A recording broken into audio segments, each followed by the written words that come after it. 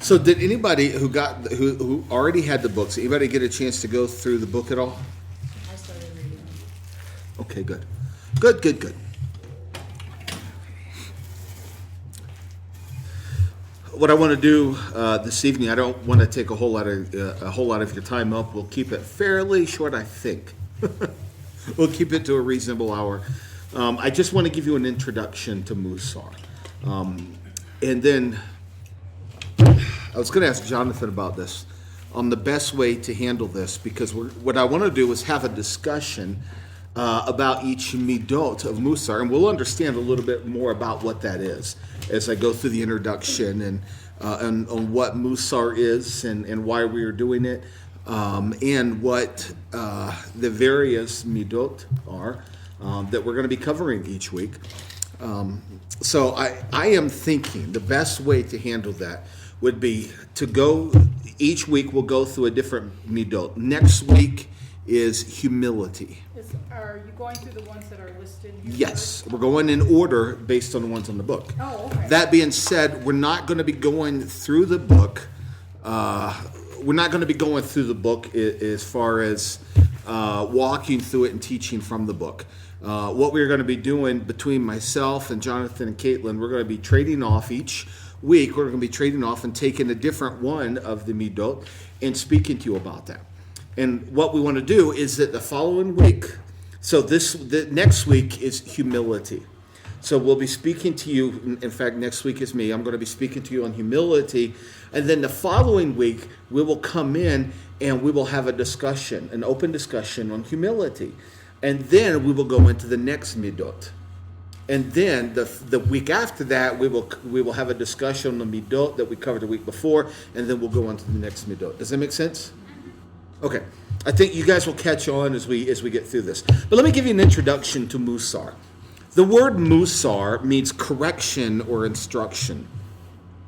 It's simplified in modern Hebrew. Within the modern Hebrew understand, it's simplified into just simply meaning ethics. It's the study of morals and ethics within Judaism. Mussar is most accurately expressed as the biblical way of life, or simply a way of life. Mussar shines a light on the spiritual strengths and weaknesses and shows us how to realize our greatest spiritual potential. In other words, the study of Mussar, the point of the study of the Mussar is, and we're going to look at this in a little bit, is to point out what is referred to as a Bekira points. Bekira simply means choices. Okay, Bekira points, basically, it's going to point out those areas in our lives where we struggle with, those areas in our lives where we know that, spiritually, I am having a difficult time here. Spiritually, I am struggling here. So this Mussar program is designed to help point out some of those things internally. We're not pointing fingers at anybody else. We're not asking anybody here to pour all their dirty laundry out on in here.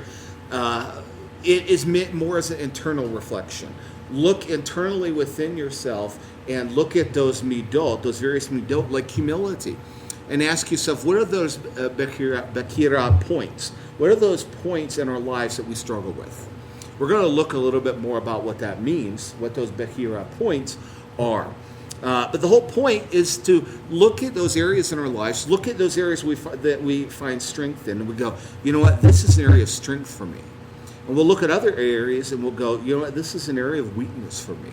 This is an area I really need to work on.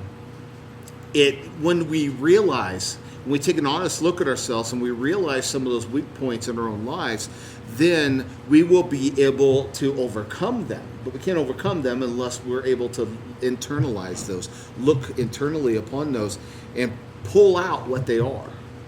We all have them because we're human. We all have them because we live in the flesh. Each one of us may struggle with something different.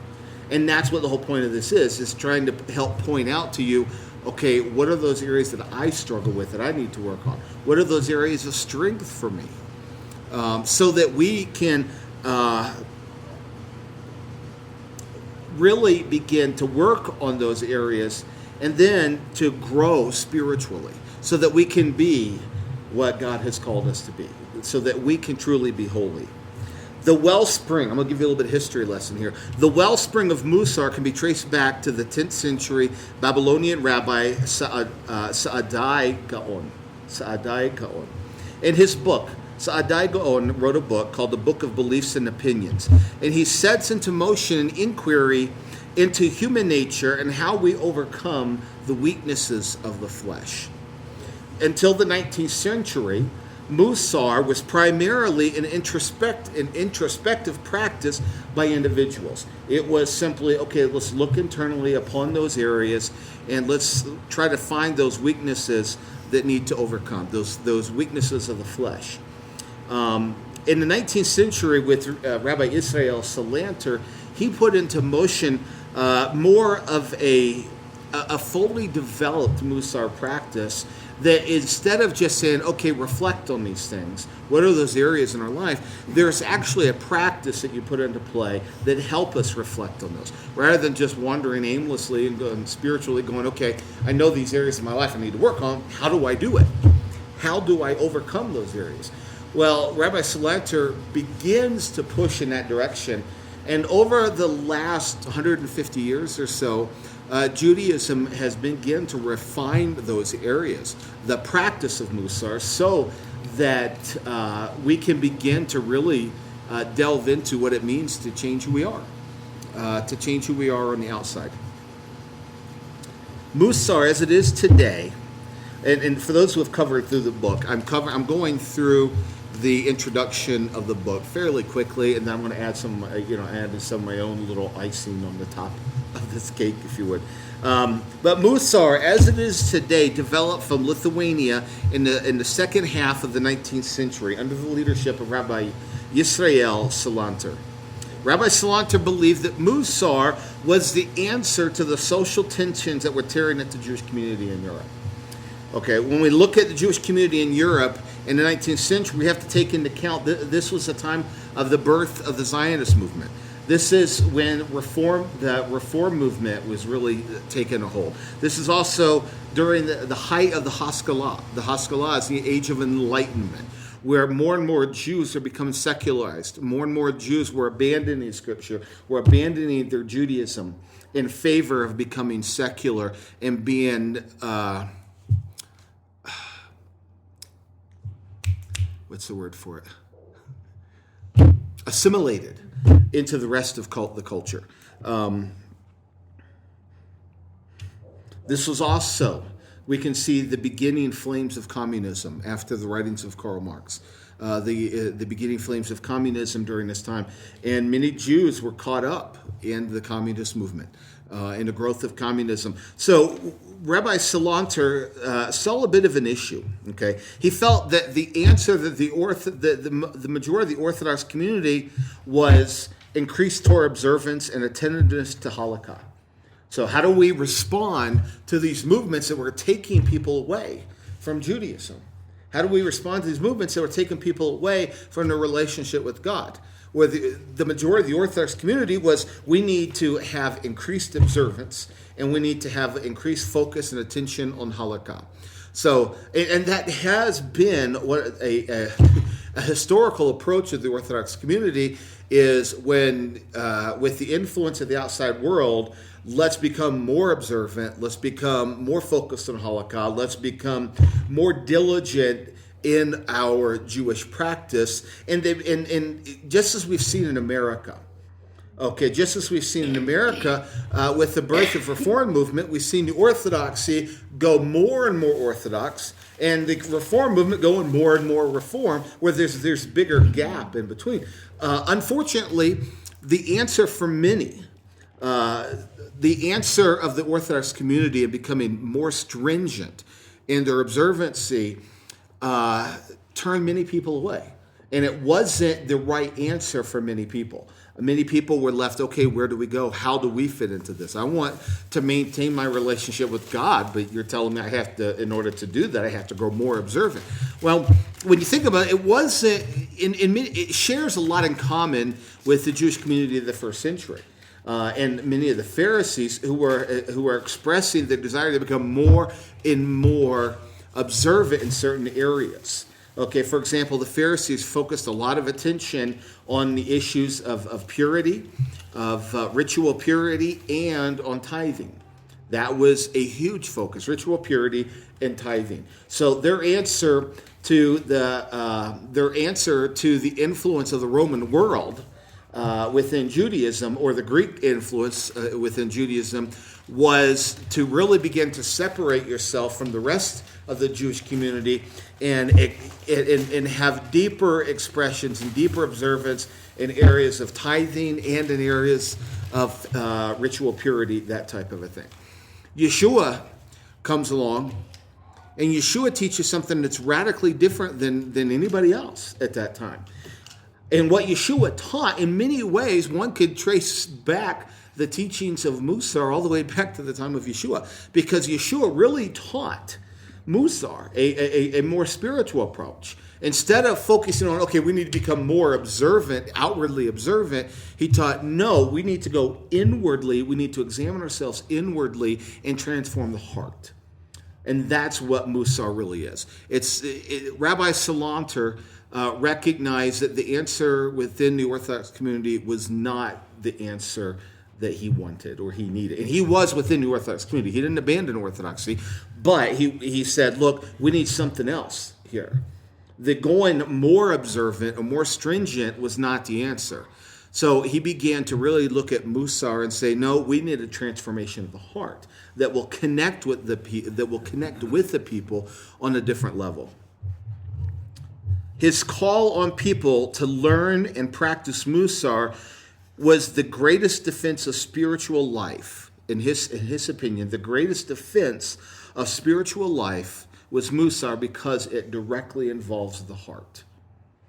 Rabbi Salanter taught and inspired Mussar, but it was his teachers. It was his teachers that institutionalized it. He had three primary, not his teachers, his students. His students that institutionalized it to what we see as Mussar today. And he had three primary disciples: Rabbi Simcha Zissel Ziv, Rabbi Nosan Tzefi Finkel, and Rabbi Yosef Yozel Hurwitz. You don't need to know those names. This is just for historical purposes. All three founded their own yeshivas, and they founded their own version of Mussar. They all three had slightly different approaches to Mussar.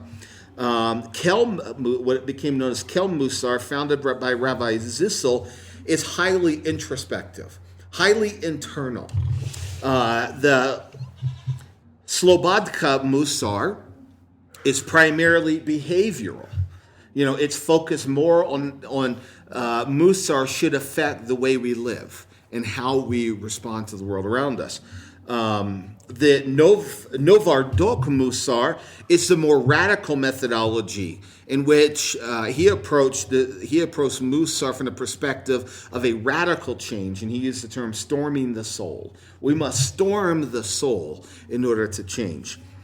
Most Mussar programs today do not side with either one, but they take all three and combine them into a Mussar study program.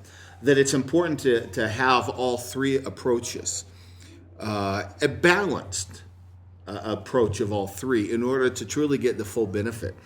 The starting point of Mussar can be found in Leviticus 20, verse 26. If anybody has that, they want to read it, Leviticus 20:26.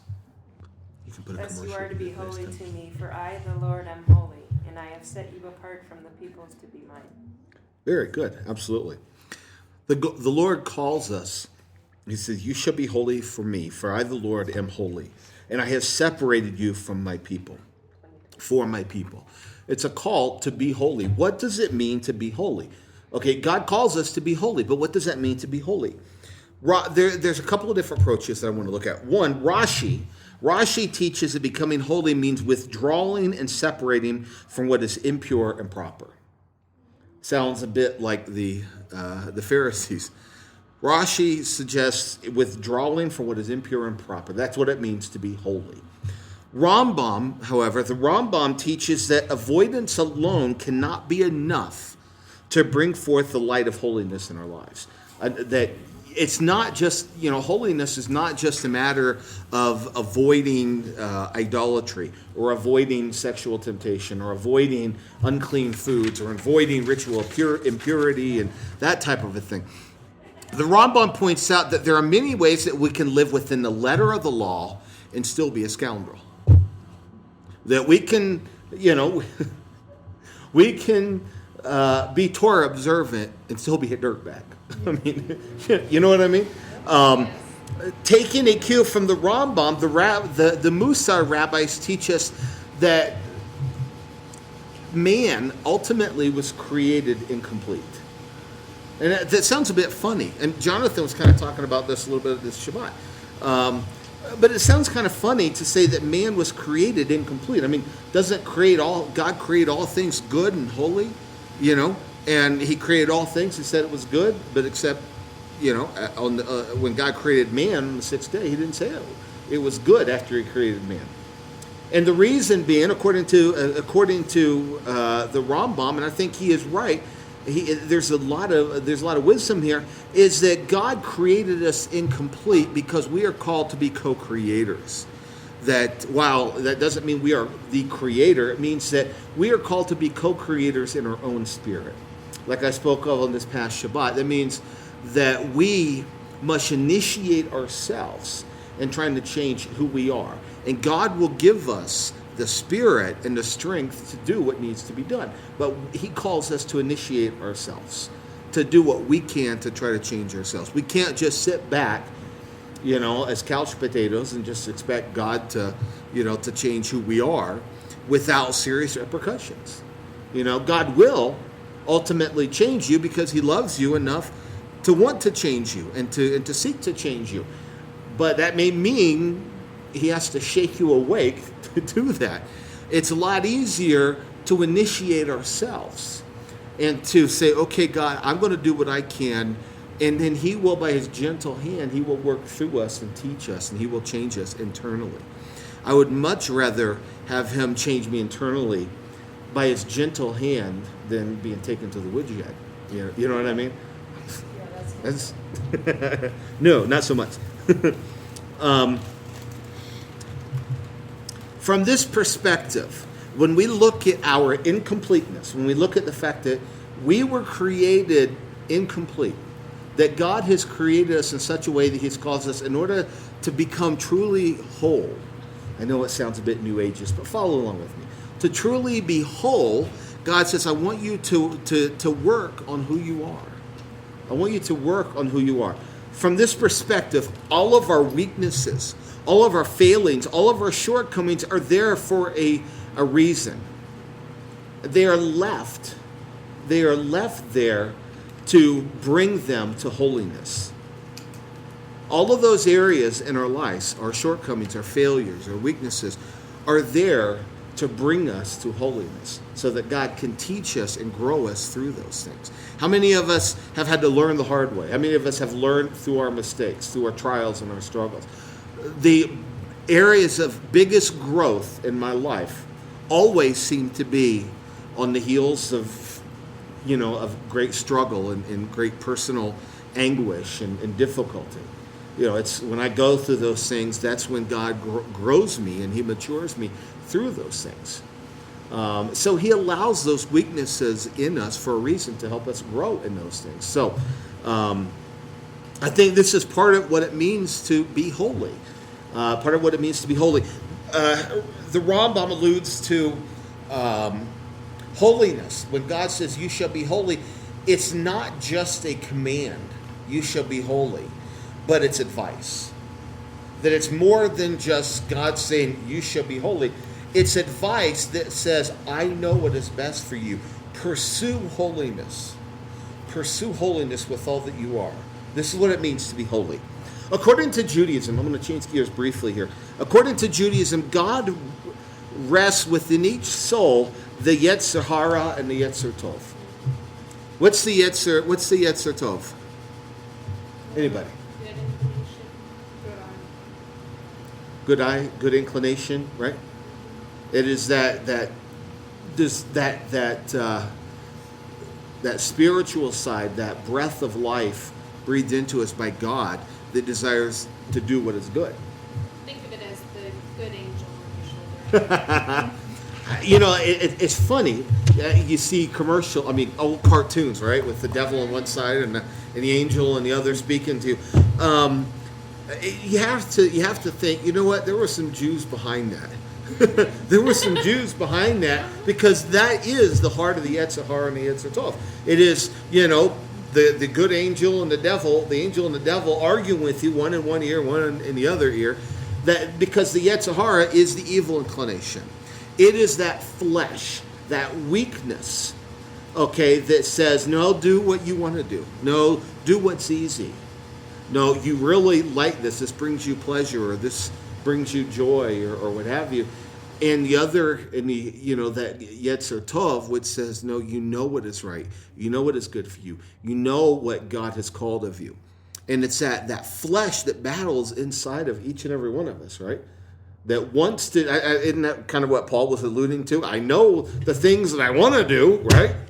But man, if I could just do them.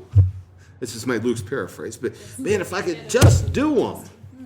And that is the Yetzer Hara and the Yetzer Tov. I want to do those things, but the Yetzer Hara is there whispering in my ear, telling me to do something else. It's that flesh. It's that fleshly lure, if you would. The evil inclination is not evil in the traditional sense. Okay, it's not evil in the sense that it's from the devil, but it is.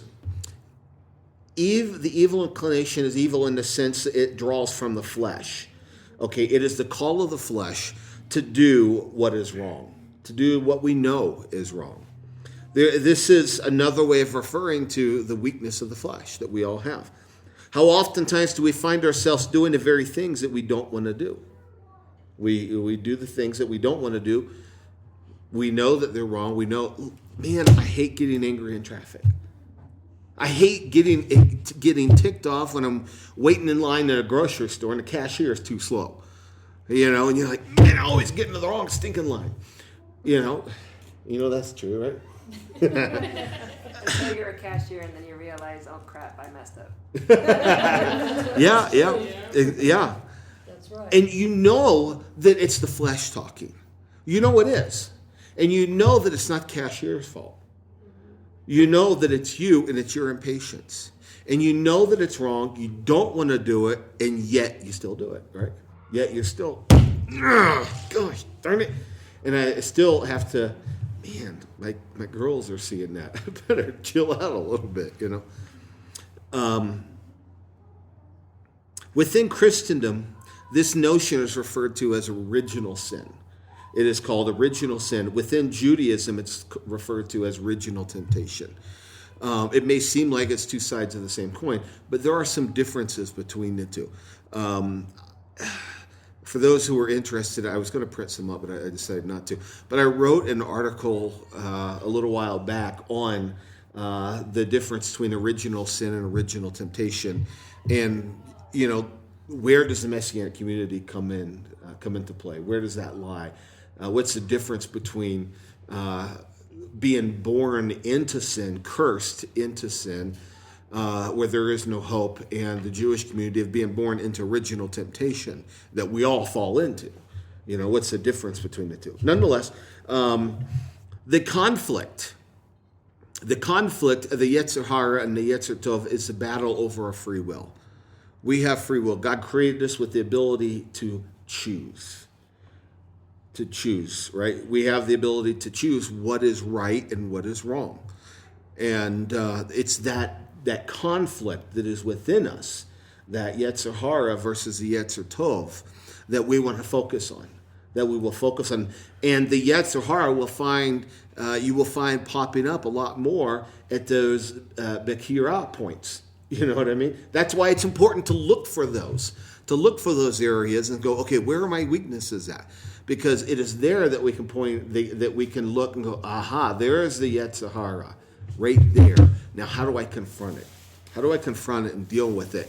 But in order to confront it and deal with it, first we have to point it out.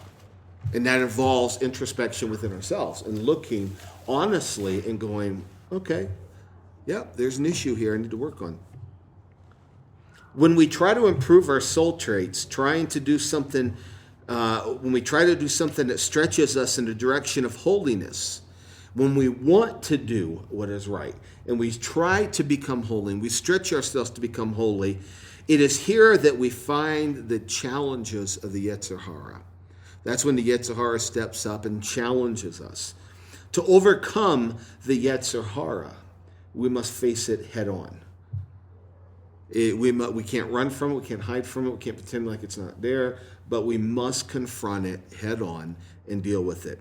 This requires introspection and honesty within ourselves, right? It doesn't Yeshua tell us deal with the plank that is in your own eye, right? To look internally and go, okay, where is the plank in my own eye that I need to deal with?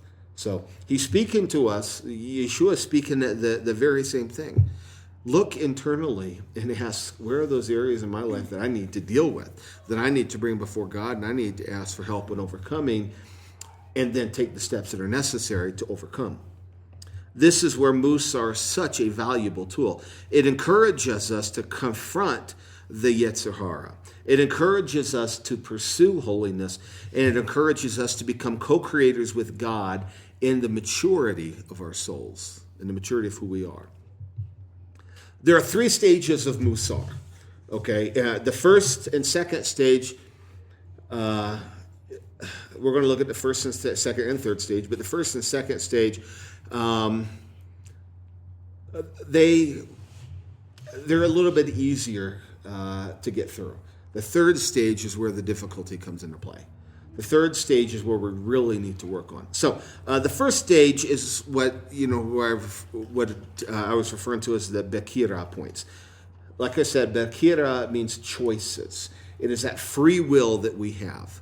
It is that area in our life, that free will, that choice that we have, that we consistently make the wrong choice. And we need to find those points in our souls, in our spirit. What is stopping the light of holiness from really being who we are, or from coming out? What is that wall in us that's stopping that light from coming out and being who we're supposed to be? Bekira points defines. When we find those Bekira points, it defines the line in our spiritual battle. This is where the battle takes place, right here. This is where the Yetzer Hara and the Yetzer Tov clash. This is where the blades are drawn and the battle begins. We all have Bekira points which define who we are and where we need to focus. The first stage in Mussar is to discover where those Bekira points. There may be some areas in your life you look and you go, man, I know where that's at. These points are obvious.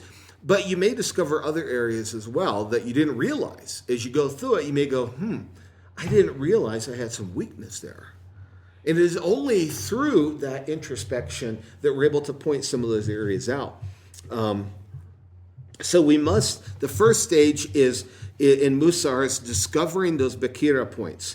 We do this by becoming sensitive to the soul traits within us.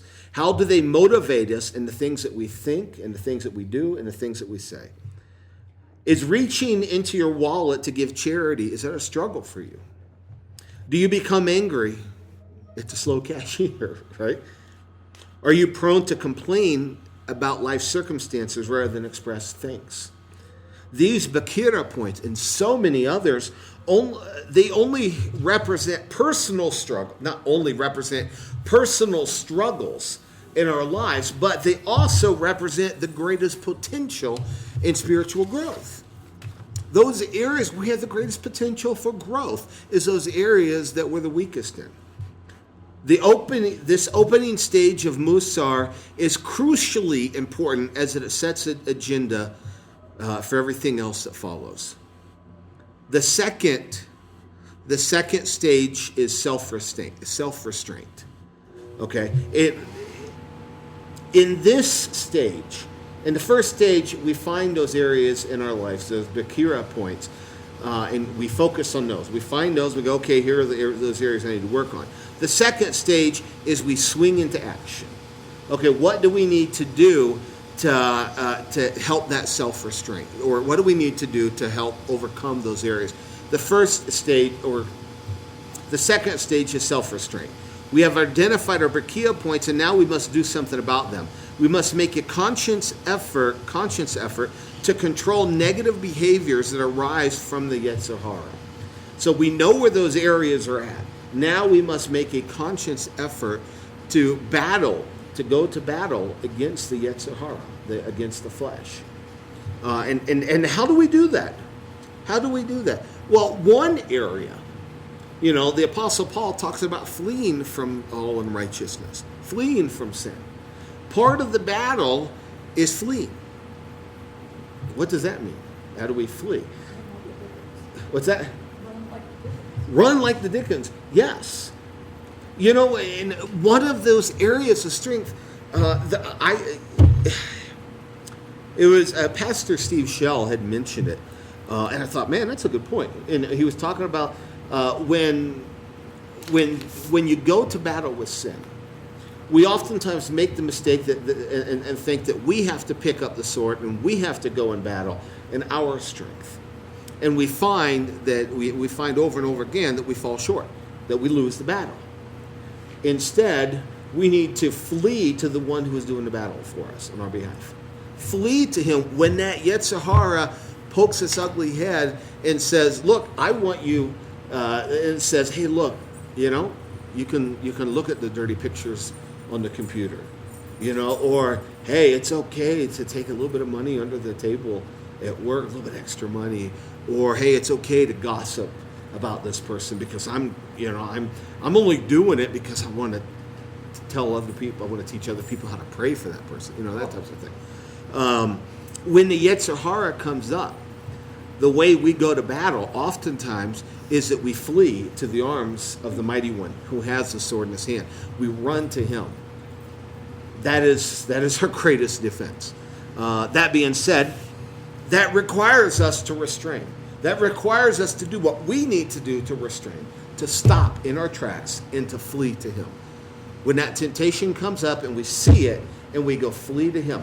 In your own heart and in your own mind, maybe it means when you feel the anger getting a hold of you when you're waiting in line at a grocery store, then you pause, Lord, I flee to your arms and I will find refuge, and I will find refuge in the defense of my Messiah and my Savior, Yeshua, and here I will find rest. And you just spend a few moments in meditation and flee to him. Think on him. Meditate on him.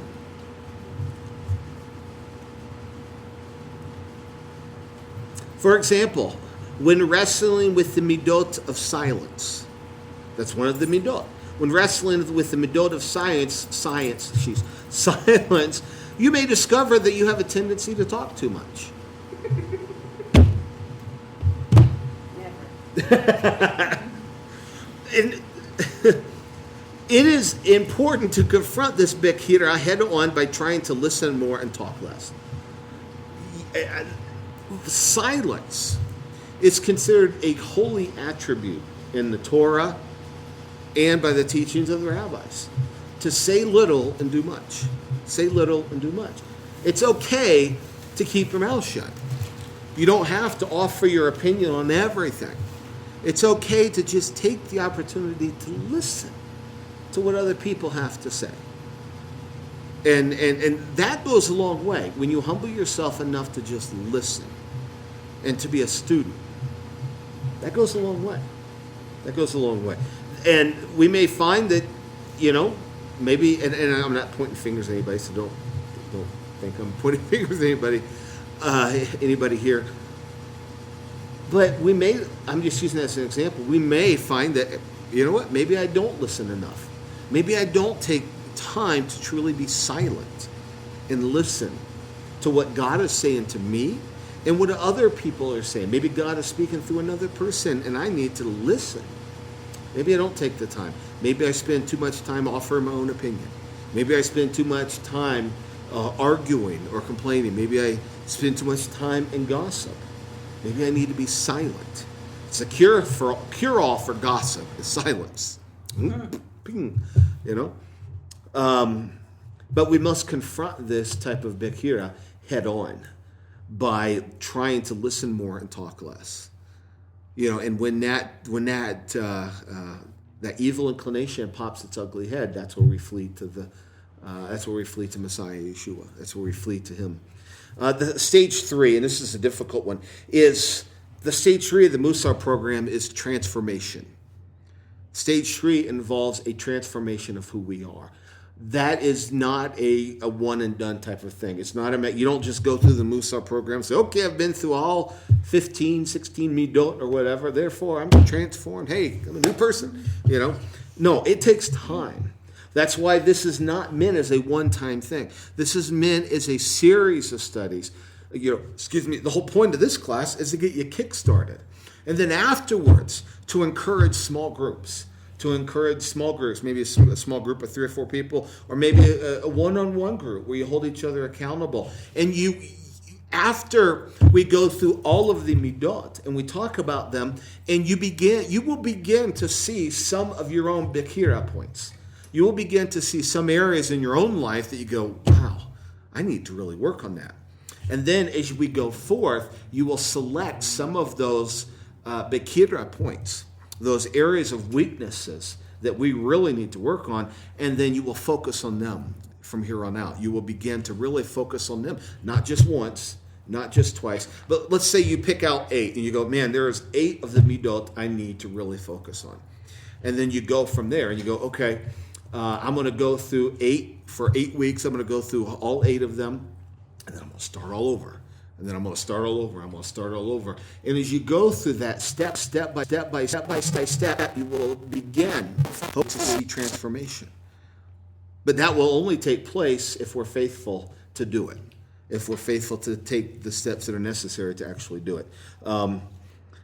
This is the 3rd stage. It's a final and ultimate step in Mussar, removing all the barriers to releasing the light of holiness in our lives. This is a full transformation of our thoughts, words, and deeds. In practice, and I'm almost finished here, so afterwards I'll open it up for discussion and questions and things like that. But over the next few weeks, we will examine several Mussar midot. There are, there's like 16, or maybe a little bit more. More than that. Maybe 18, something like that.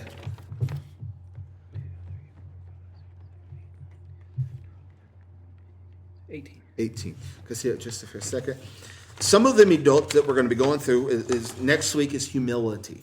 Humility, patience, gratitude, compassion, order. Order is a big one, right? I mean, it really is. Order. Equanimity. We'll get into that. I'll explain that to you later. And guess who gives that one to me? Neither one of them wanted it, so guess who gets it? Yeah. He took everything else. Honor. Simplicity.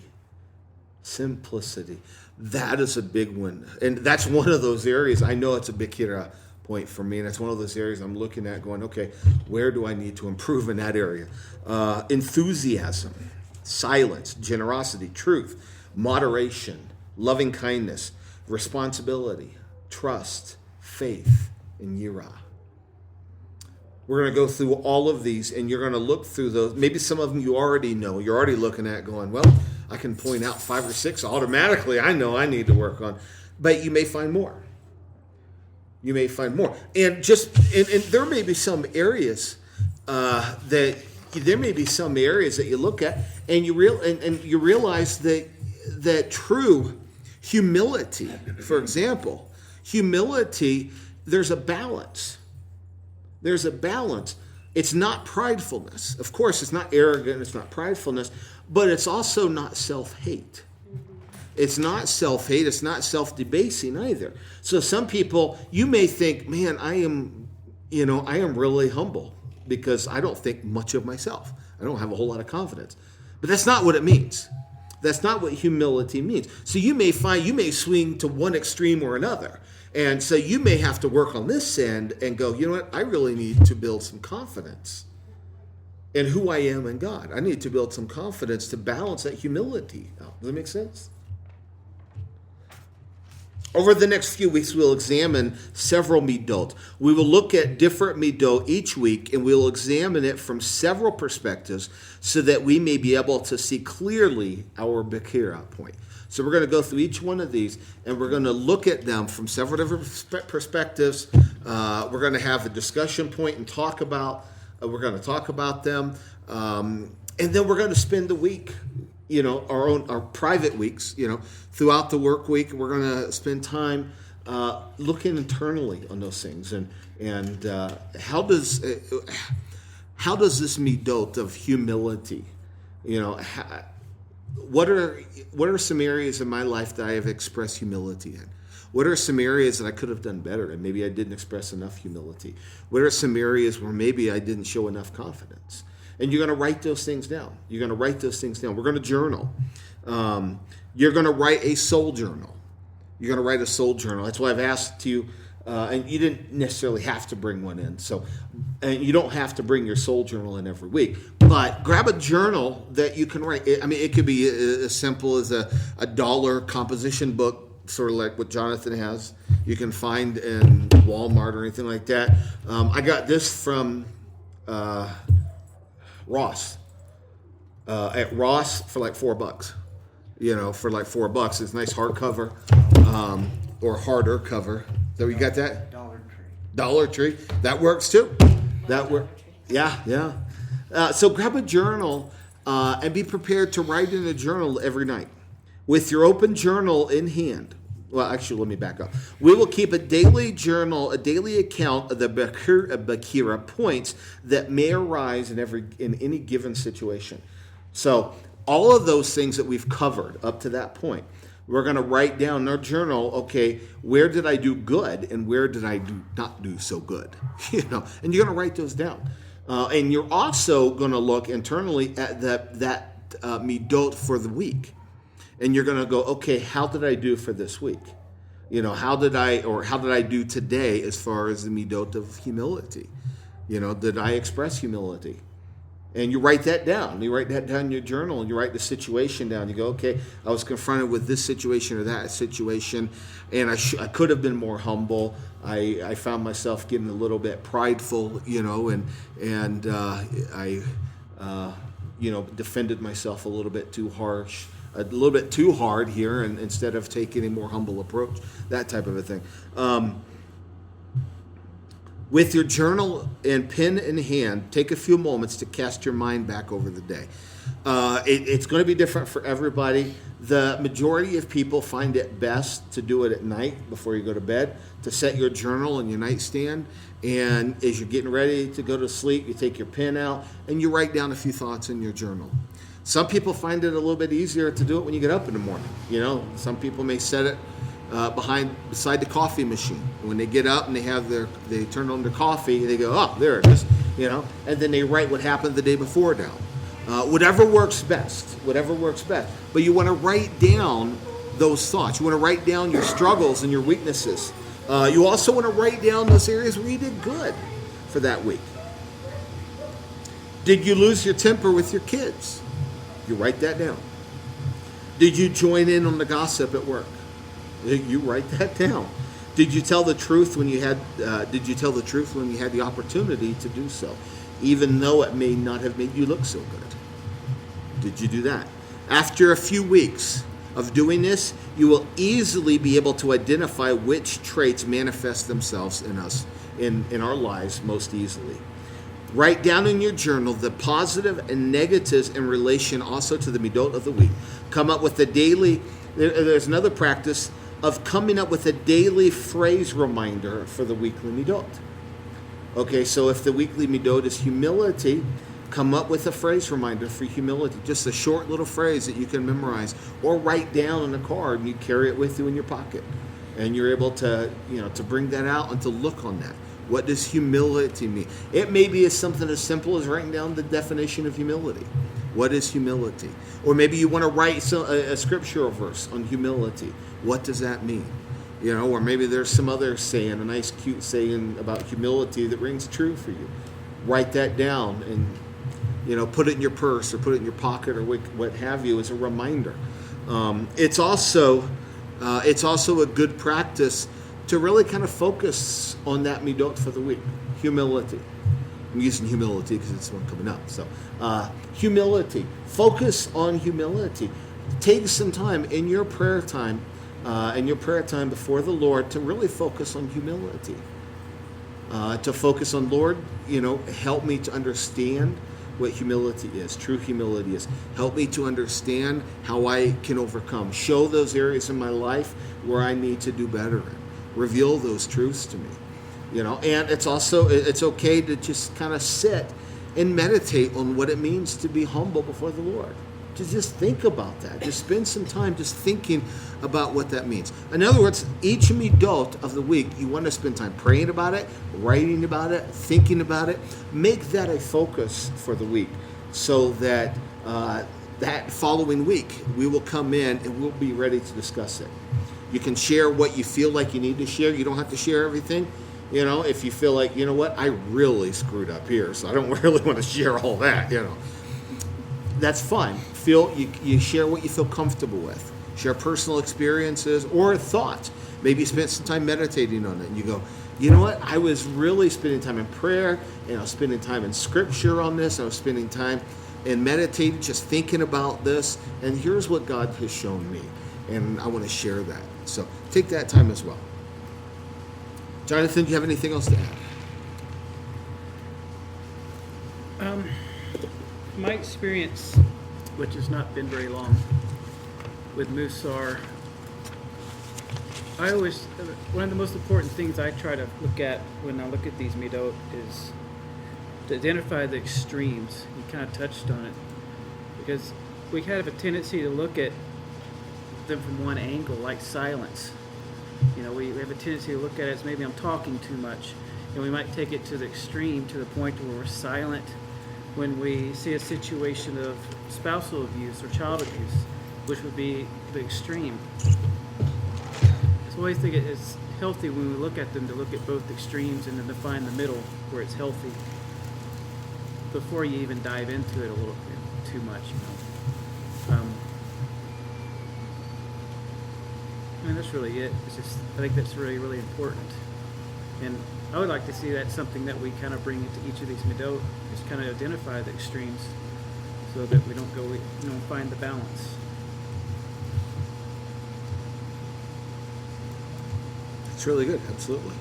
You had mentioned silence and the extremes in silence. In order we have to think outside of the box to truly get to some of those Bikira points. We have to think outside the box, because silence may be far more than just not talking. Okay, like Jonathan said, it could be not saying anything, not speaking up when you need to speak up, whether it's on your own behalf or on somebody else's behalf, not speaking truth. But it can also mean, okay, where was I going with this? I did have a point. Every once in a while, my mind just moves from one thing to another so fast that I go, man, I left that back. What's that? Body language. Yes, body language. Body language. Absolutely. That's a good point. And it can also mean, this is where I was thinking of too, simply mean listening. Okay, just because you're not talking does not mean you're truly being silent. Okay, because if you're you're talking to your spouse, or your spouse is talking to you, and Lori knows this well, and your spouse is talking to you and is going on and trying to tell you something, and you're like, yeah, mm-hmm, mm-hmm. In the meantime, there's all sorts of talking in your head on something else, and then your spouse says, were you even listening to what I was saying? You know what I mean? That's an aspect of silence, that we need to be silent in here, not just here, but take time to be silent in here so that we truly listen. Whether it's listening to our children, our spouse, our parents, a teacher, God. Yes, that's absolutely true. Being silent to hear God. Right. Yes. One of the reasons that we cry out to God, Lord, can you answer my prayer? Can you do this? Can you do that? One of the reasons that we don't hear him, I believe, one of the reasons we don't hear him is because we don't stop long enough to listen. We're not quiet long enough to listen. And sometimes it really requires us to just stop, to shut up for a little while and listen to what he has to say. You know what I mean? Well, sometimes if our emotions are so off the wall, if we're extremely agitated about something or extremely angry, we also can't hear them either. Yeah. So That's when we get in our own way. And I think sometimes that's why we do have our struggles. We do have those difficulties, those road bumps in life, because it's, and I think it's God's way of saying, stop for a moment and listen to me. Stop. Because I know for me, that is one of those areas where he says, stop. And then he finally gets my attention. I'm quiet enough to just, okay, what are you trying to teach me here? What am I not listening to? I stop long enough from my busy life to actually pay attention and focus on what he is saying to me. And that oftentimes comes because he has to shake me awake. You know what I mean? Any other thoughts? Janet was in the at the conference, UMJC conference in Chicago, and it was the Riverton Mussar with Beit Shofar out of Seattle that really kind of kickstarted the Mussar program in the UMJC and in the United States. So, is there anything that you want to add from that? I caught the tail end of it. I didn't get a chance to hear it all.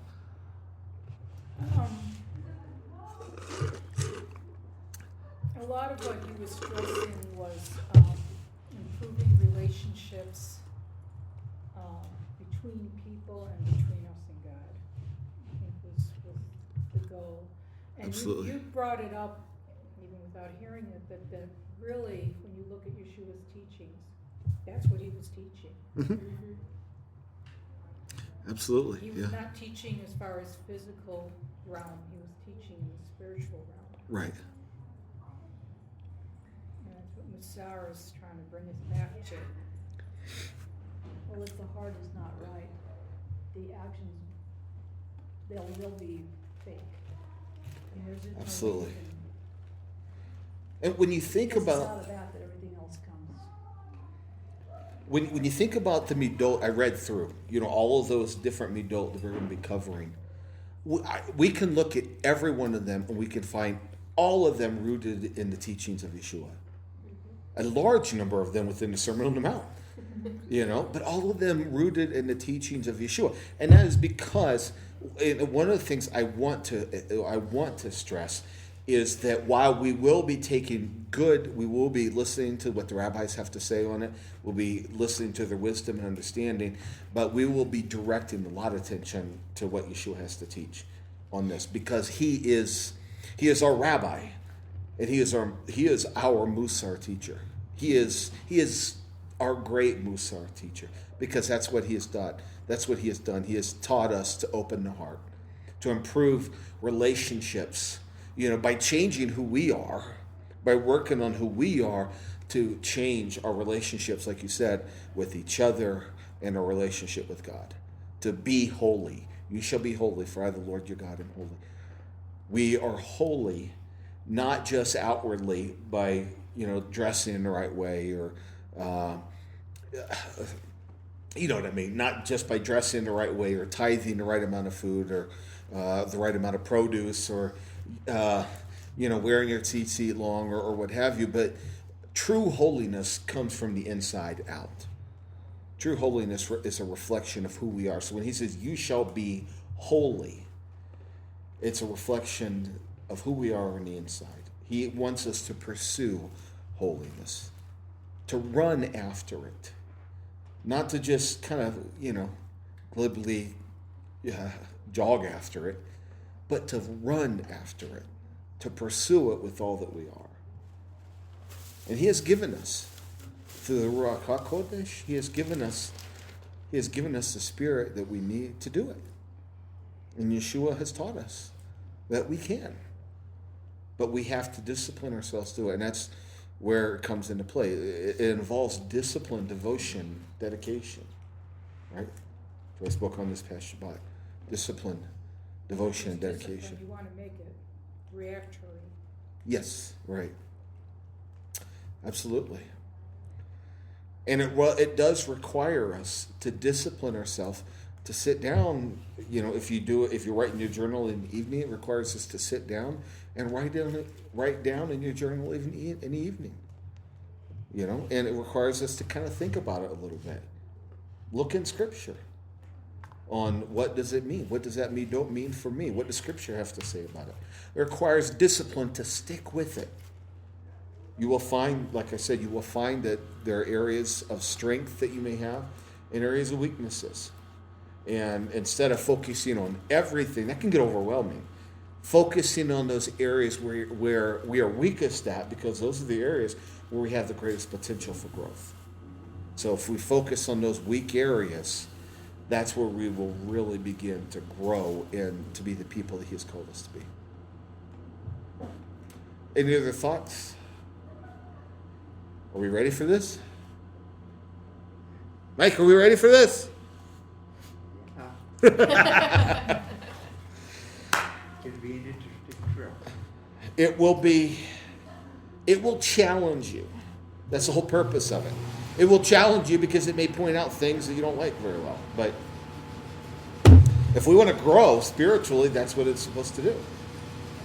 It points out those areas that we don't really like it brings to light, at least to us, those areas maybe we don't like, and that's okay. So expect a challenge. Because when you confront the Yetzer Hara with the Yetzer Tov, there's going to be a battle there. So expect that challenge. But meet it head on. Anything else, Jonathan? All right. Then next week we will be speaking on humility. And then after humility, I think Jonathan is teaching the next one. Is that right? Yep. I think it's patience or something. Patience. Yep. Jonathan's going to introduce patience with the old Guns N' Roses song. No. All we need is a little patience. It'll be fun. I think it's while it's going to be challenging, it's going to be so worth it. So walk through this with us, and I think you'll be blessed. You got the books with you. You've got a little bit extra time. Read through the books. Read through the introduction. Read through the introduction. You can also read through the chapter on humility. It's not going to take that long. The introduction should go fairly quick, and then especially after that, there's very little reading for the week. We will have for those who are wanting to receive credit for the class, as far as the discipleship, the Foundation Student Discipleship Academy. For those who want to get credit for it, we will have worksheets for you to fill out to show that you've went through the book and that you've answered the questions, things like that. So we'll bring those worksheets in for you next week on humility, and we'll go from there. So let's close in prayer, shall we? Father, we thank you for who you are. Father, we ask that you would be with us in our hearts and our spirits, that you would cause us to approach this with the right heart, and that you would cause us to grow from this and mature, to be the people you have called us to be a light unto the nations. Lord God, help us to see those areas. Help us to pinpoint those areas in our life that we struggle in, that we can certainly be doing better in. Help us to overcome by the strength of your Messiah, Yeshua, by the strength of your Holy Spirit, and help us to just stand firm and stand strong in your truth. Bring us back this Shabbat and keep us safe and keep us healthy and watch over us. B'Shem Yeshua. Amen. Amen.